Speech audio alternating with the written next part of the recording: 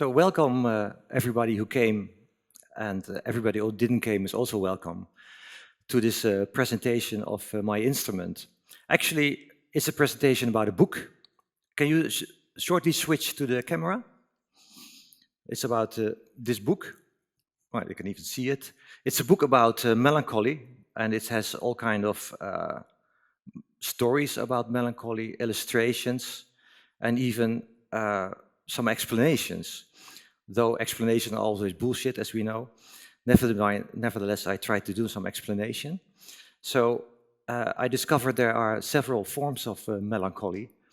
For example, nostalgic melancholy, or romantic melancholy, or melancholy of missed opportunities, all that kind of stuff. So I made a book about that, and if you get the book, you get the synthesizer for free.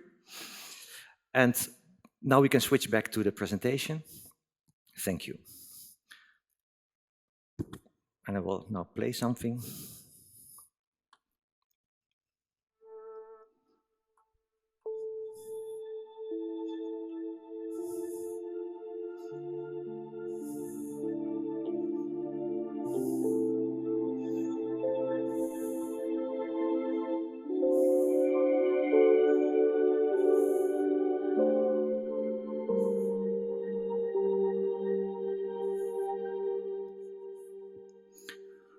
So, well, as you notice, you're here now at the Gesprächskonzert about the Melancholytron. My name is Allard Krijger.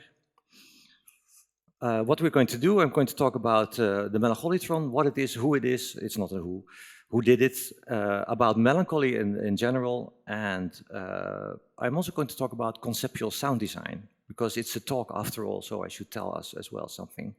Then I give some examples and sort of, you know, concert.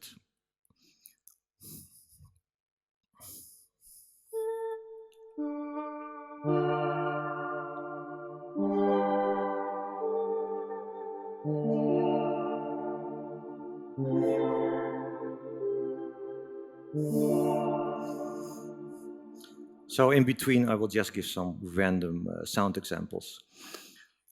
And yes, these pictures are very corny, I know that, but it sort of fits. Okay, what is it? The book, I already showed you the book a bit. It's a picture book, 70 pages, melancholic stories, and some poems even. I'm sorry about that. I even wrote a poem about the MIDI implementation. So there are some illustrations, also the user guide. And so it comes with the free hardware synthesizer to provide some melancholic sounds. Of this version with the keyboard, there will be only 10, because it's, you know, difficult to build, quite expensive. So, and after that we will make a module version, and maybe even we're talking about now doing a plugin. Though I really don't like plugins that much because they're always behind glass, but we can think about it. So the book has some stories. This is, for example, a story about a fish who gets caught in a net, because that's what people do these days with fishes, they catch them. And this fish was also caught together with all his, you know, friends and family and neighbors, and they were all caught. And then for some reason he was taken out and thrown back. So this, and when he thought about this situation, that's a form of existential melancholy. Why do I exist? This is a story also in the book about another type of melancholy. It's about a summer nymph who ends up in a winter forest. So this is really a story about belonging and why am I here and why am I not in the place I should be, that kind of thoughts. I think we can all relate to that. And if not, there is another melancholy which you can relate to. This is a story also in the book about a girl who is very technical, is very good at tinkering. And at a certain happy sunny day, she finds in the middle of a field a huge, intelligent atomic bomb. And, well, she's very smart, so she finally managed to fix it, even though it's written from the perspective of the atomic bomb. So he feels that he's being fixed and fixed more, and at the same time gets more and more the feeling that maybe I don't want to be fixed. Well, but she is very good in fixing stuff, so that's how the story ends. This is the illustration I made with the guarantee. So I made it myself. There is a guarantee, of course, but and I will do everything I can. So the concept and sound design is by me. Audio engine is partly by Bram Bos van Ruismaker. We know him also from his work with Heinbach. The rest of the programming is done by Joran Jesseroen. Also the laser cutting, so the whole how this looks is also done by Joran Jesseroen, except for the design. And then also somebody made the PCB. And now I can play something again. I don't know what sound I'm taking now.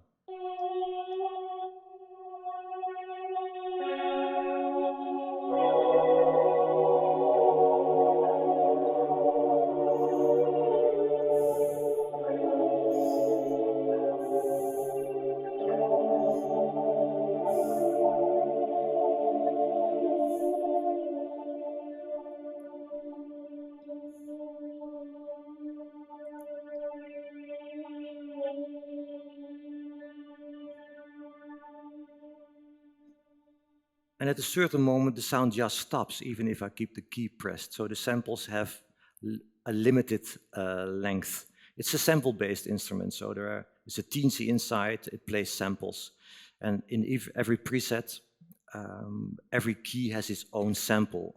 And all the samples are, of course, from the same group, as you can hear here. They sort of sound similar, but the movements inside of these samples are all different, which gives it a sort of, more, I hate the word, but more organic feeling. When you say organic, I always think about kidneys and livers.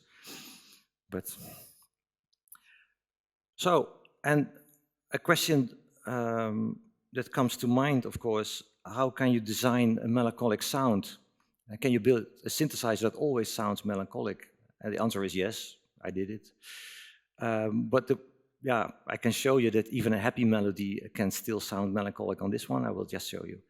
But what is melancholy, what defines it, what are its traits, etc., etc. And also in other arts. I will go really fast through this part because actually it's part of a bigger presentation. I go very fast. But first I really have to show this. This is what was a television program in the Netherlands. I'm from the Netherlands. In the 70s, it was called Herenleed. I don't know how to translate that into a normal language. Well, I just show you a bit. I have to press this and then I go to YouTube and Alles wat geweest is, kwam dat? Dat kwam. En als het kwam, komt het dan niet meer? Nee, dat komt niet meer. The music goes on forever like this and they don't say anything more. I'm afraid that was in Dutch. I understand that it's difficult to understand. So I have an English translation. It's a very, very crude translation. I've been struggling with the ChatGPT and Google Translate to get a better translation, but this is what it is. So they're actually talking about time and how time passes. Everything that has been, did it come? Yes, it came. And if it came, will it not come again? No, it will not come again. And I think this is the essence of melancholy, and this touches me already really much as a child, and I suppose that ruined my life, because for the rest of my life I was melancholic. Well, Wikipedia has something to say about it, which is quite bullshit, I must say. They even talk about the psychological parts of it, and I think depression and melancholy are really different traits. So my definition is that it's a longing for something that seems lost, but yet may never have been really there. I think that's for me. And what also says it very well is this poem of Edgar Allan Poe. I'm not going to read it, normally I do that, I'm not going to read it, so look it up, A Dream Within a Dream. It's a fantastic poem about melancholy, about the loss of time, actually. So this is a melancholic painting from the guy we know from this other painting of this person always shouting on a bridge, Edvard Munch. This is called Melancholy. And he's melancholic about the two people in the distance, they hook up and he doesn't have anyone to hook up. This is romantic melancholy. And Eeyore, of course, was also a big example for me. Eeyore of Winnie the Pooh is also, really depicts melancholy very well. And then we have, of course, music. Music is 9 out of 10 times has a melancholic factor in it. That's why it's nice to have a synthesizer that does that. And when I was a child, I really liked Barbara Streisand, The Way We Were, this song. I was just 11, 12 years old, and I was already thinking about things that were lost. And also, of course, Aznavour. And there are many, many, many songs which include some form of melancholy. Radiohead's also a good example. King Crimson, of course. And of course, I put a picture and a song of Olja Polyakova in it, because no presentations without Olja Polyakova. I've also found out it's more difficult when music gets more modern. It's more difficult to really define melancholy in that. I found a few examples. I'm not going to share them because we don't have no time for that. There is even a playlist with the pain of recalling memories of an empty life on Spotify. I suggest that you don't listen to that, because it's only very poorly written piano music with some strings behind it. It's really pathetic. Another surprise. I don't know what's going to be. I don't like that one for now. Come on, change the sound. Okay. Sometimes it struggles a bit. Better.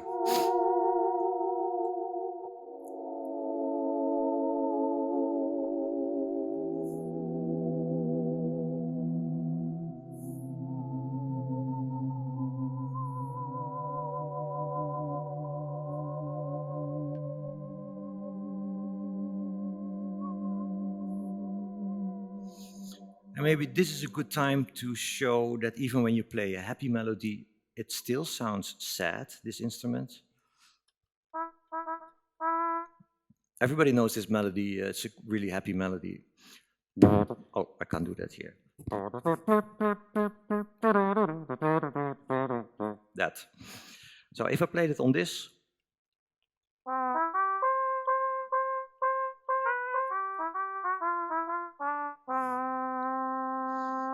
it's still sad.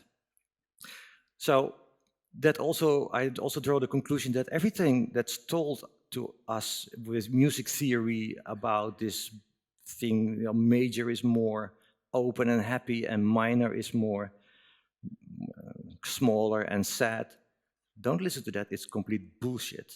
Because it's not in the harmony, it's not in the melody, it's in how the sound progresses, how the sound moves. That makes a sound sad or happy, or actually that's what communicates the emotion that we're trying to put in music, I think. And I think I just proved that scientifically. So melancholy in a summary, its impressions are, it's a bit diffuse, it's quite slow, unstable, simple, and also a bit dark. So all the sounds I made, they sort of comply to these standards, or parameters, whatever. And you heard already some examples in that. And also this is a very good example, especially the unstableness here, it makes it get that sad notion of melancholic notion. So slow pad string style envelope, unstable, the wow, flutter, vibrato, evolving, simple. Yeah, so it should be a calm timbre, not too much happening, in the timbre. It should not be like a wild wave sequence or whatever. Dark, half-speed playback does a lot. So I made these sounds by sampling the stuff I have at home. But at home I have a lot of Casio home keyboards, Yamaha home keyboards, some old vintage synthesizers. I sampled them and then processed them to tape recorders, cassette recorders, modular systems with filters and all kind of modular bullshit what you have, and some effects. And then you get from out of Casio, this is actually Casio sample, this kind of sounds. Yes, that's... So, I already told this, don't have to say anything more about this. I already told this, I don't have to say. Oh, and then already come at the part where I'm supposed to play something. Anything else? Yeah, no, so my colleague. I will leave this picture because I like this more than this picture. I need my phone because I made some preparations even for this.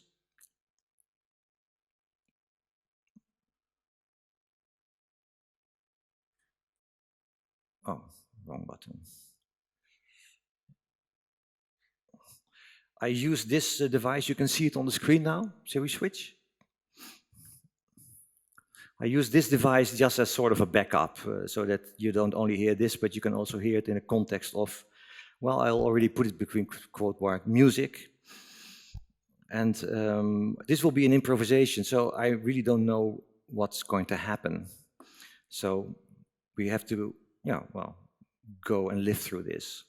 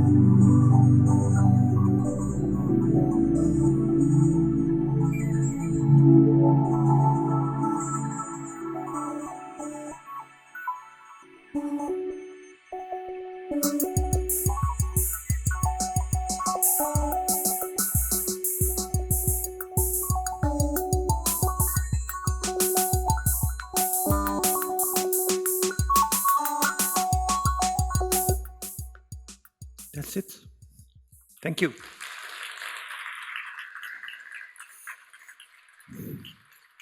So, thank you. If there are any questions, you can find me at booth H157. So I will be there probably back in 20 minutes or so. Thank you very much.